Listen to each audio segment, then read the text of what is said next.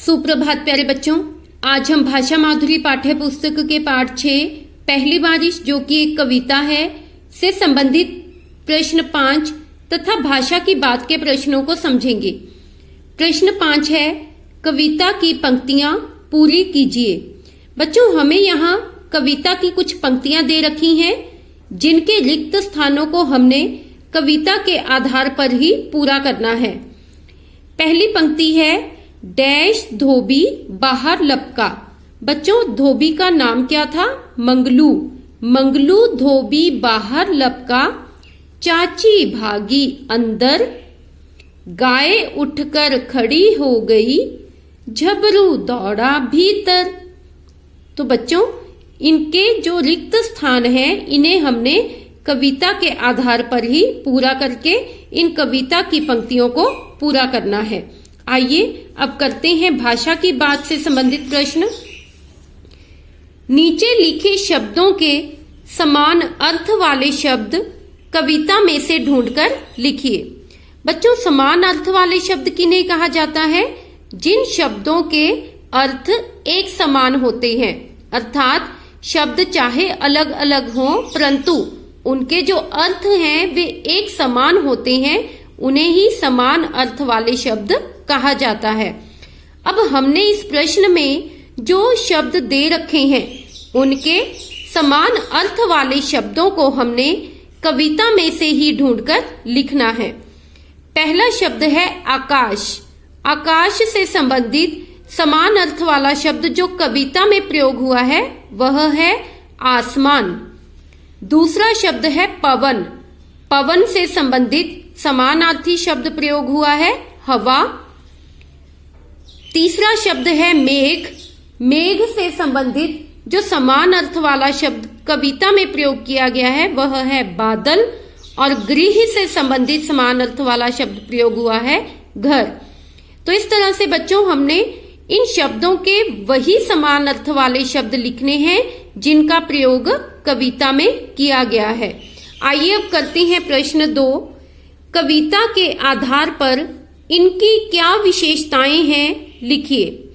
बच्चों, विशेषताएं अर्थात विशेषता बताने वाले शब्द, और विशेषता बताने वाले शब्दों को क्या कहा जाता है? विशेषण। जो शब्द हमें संज्ञा या सर्वनाम शब्दों की विशेषता बताते हैं उन्हें विशेषण कहा जाता है। तो यहाँ हमने जो शब्द हमें दे रखे हैं इनसे संबंधित विशेषता बताने वाले शब्द हमने कविता के आधार पर ही यहाँ रिक्त स्थानों में लिखने हैं। सबसे पहला शब्द है बारिश। बारिश से संबंधित जो विशेषता बताने वाला शब्द कविता में प्रयोग किया गया है वह है घनघोर। बारिश कैसी थी? घनघोर थी, बहुत ज्यादा घनी।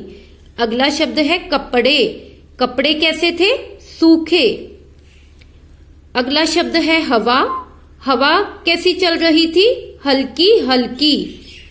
अगला शब्द है बादल, और बादल कैसे थे? काले। तो इस तरह से हमने यहाँ रिक्त स्थानों में विशेषता बताने वाले शब्दों को कविता के आधार पर ही ढूंढकर लिखा। और देखा आपने, ये शब्द हमें इन दिए गए शब्दों की कोई ना कोई विशेषता बता रहे हैं। जैसे कि बारिश कैसी थी? घनघोर थी। कपड़े कैसे थे? सूखे। हवा कैसी चल रही थी? हल्की हल्की।